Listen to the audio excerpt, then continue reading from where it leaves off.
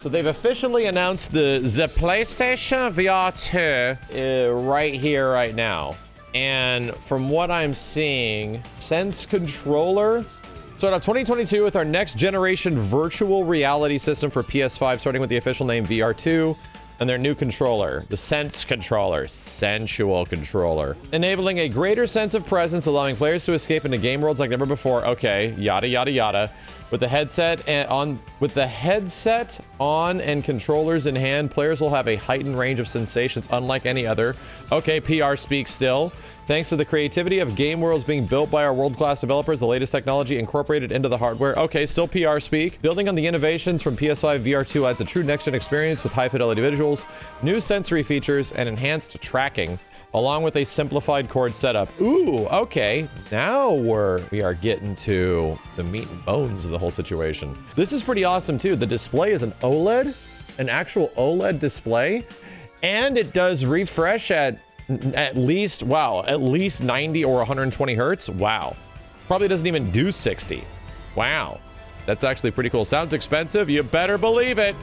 Oh boy. I don't expect this shit to be cheap. Field of view 110 degrees, sensors, six-axis motion sensing system, 3-axis gyroscope, 3-axis accelerometer, and the IR sensor. 4 cameras for headset. Oh, so they're doing kind of what Oculus 2 has, and we noticed this on the Oculus, it has all these cameras on the outside of it, so it's essentially tracking the outside of the camera as well as, you know, what's going on with your eyes on the inside.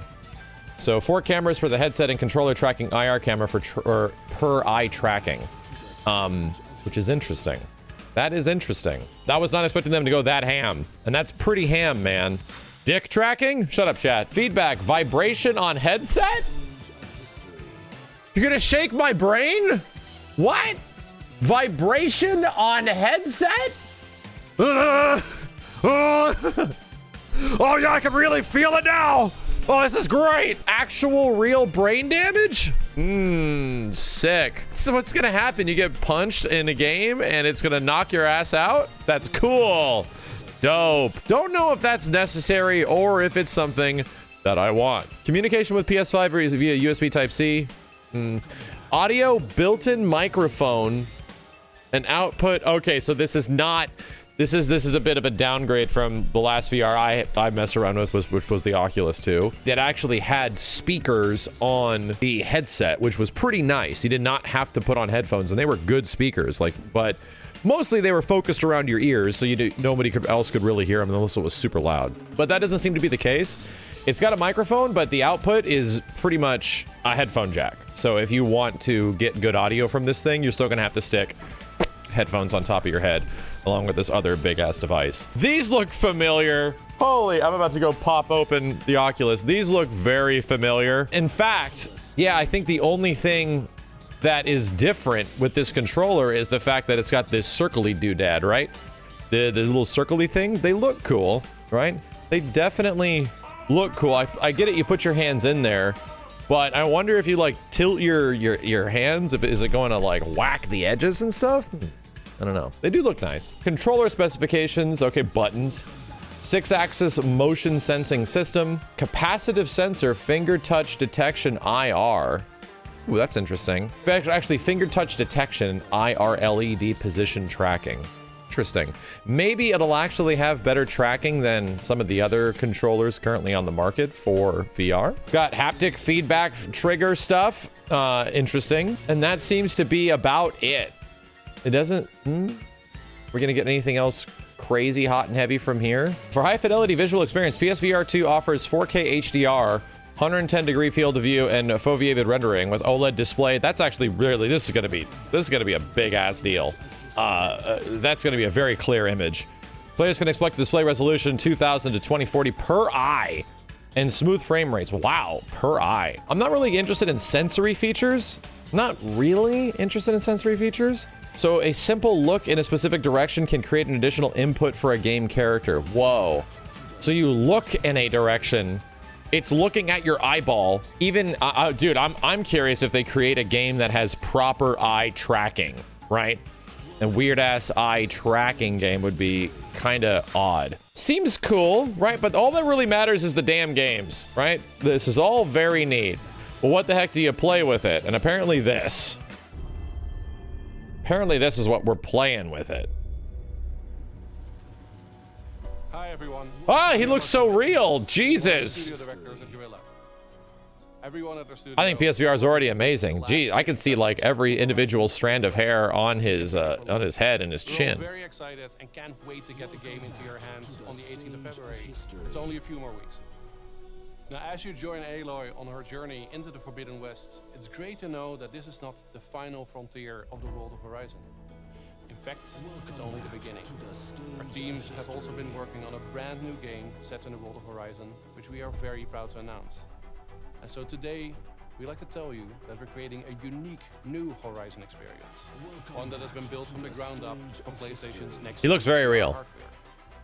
It's been designed to push gameplay, technology, and hardware innovation. And it truly shows what's possible with the hardware's best-in-class visual experience and brand new controllers, allowing you to interact and feel immersed in the world of Horizon in a whole new way. Oh, is he just gonna tell us? Is that it? Is he just gonna talk about it? Welcome to Horizon Call of the Mountain. Call of the Duty.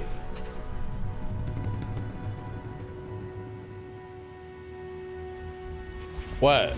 Gorilla Fire Sprite? What's that tonic doing? It's heading towards Storm's grasp. It's headed towards us.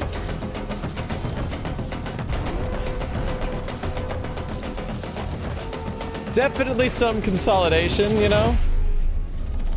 Oh man, is that really it?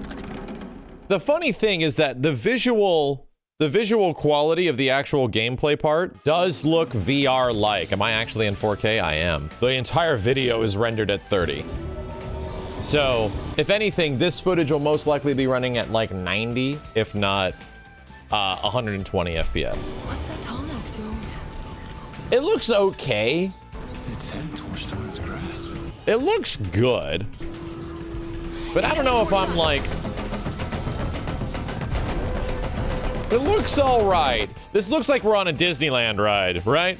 It definitely does. You know what I want? I want like Rush of Blood 2. That's what I want, dude. I'll give me like, make VR updates for Resident Evil 2, Resident Evil 3, and Resident Evil 8. Like actual, like the fans have essentially modded all that stuff in there. Maybe Capcom should make like official releases.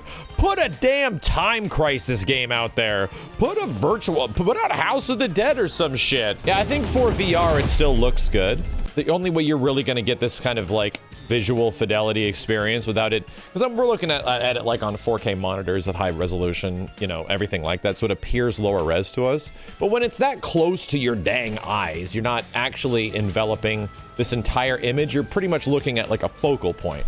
So in that sense, it will look very good. It's gonna look arguably just as good as any other VR thing on the market. They tout like the actual potential of the unit is comparable to any other VR system. Is it like, was Sony saying this is the most advanced VR asshole that has ever been assholed? Or is it just like, this is our PS5 VR, enjoy? I'm kind of curious if that was what they were touting at this event. In fact, yeah, you know what? One of the biggest upgrades for this thing will probably be the OLED displays for each eye. Damn, holy crap. Yeah, that might be pretty dope. The eye tracking is cool, but I don't know. I don't know. I think regardless of like resolution or frame rate thing, the OLED might be one of the most significant upgrades for this system. But, you know, at the same time, how compatible is it going to be with previous generation VR games? I don't know if they already talked about that, because there's a lot of PlayStation 4 VR games, you know? And this is clearly like a theme park looking ride, you know? The Bienvenido House experience in VR? Well, that's the thing. All of us really hoped that we could have played Resident Evil 8 in VR. Not a lot of that game felt like it didn't have to be a VR experience. It felt like it could have been, but it just wasn't. And the reason it wasn't is because Capcom didn't make a deal with Sony. Capcom could be waiting on the release of VR2 to release a VR. They most likely are. So here's the way that went down, chat. The Resident Evil 7 got a PlayStation VR mode because they signed an agreement with Sony, right? Sony paid them more money to add in a VR mode. The game was not designed around VR, even though it really seems like RE7 and the new first-person shooter Resident Evils were designed around VR. No, they were like, hey, what is it going to take for us to put this game in VR? And Capcom was like, well, you know what? Our game's already first-person. Maybe it's not actually as hard as it is, as it might be. And they did it, and they probably got a big paycheck from Sony as a result. So the reason it didn't happen for Resident Evil 8 is because when Resident Evil 8 came out, there was no new VR to push. It was just the old VR. Potentially, if RE8 came out like a year later, if it was like a bit down the line, then yeah, there might have actually been a VR mode. There could be one added eventually to RE8. That's possible. The biggest request for DLC for RE8 is a VR mode. Of course, because there's nothing in Resident Evil 8 that constitutes it not being a VR mode. It pretty much is a VR game for the most part. If you just shove VR into it, most of that experience would be pretty similar to RE7. I think the games are going to be important. I don't know if Thirst of the Mountain, what the heck is this called, is going to be a huge system seller in terms of what VR is capable. At this point, if we got PlayStation VR2 and it just came out and it's like, hey, we have a couple of like, you can play your previous VR games and you can play Thirst of the Mountain, I would probably not invest into it immediately. I would probably be specifically waiting for that gameplay experience that's mad dope. Give me Bloodborne VR. That's all you gotta do. Just put Bloodborne in VR. That's easy, right? It's an easy like port. You just like load up VR.exe. Just throw that in there and that'll be great. That'll be dope, man.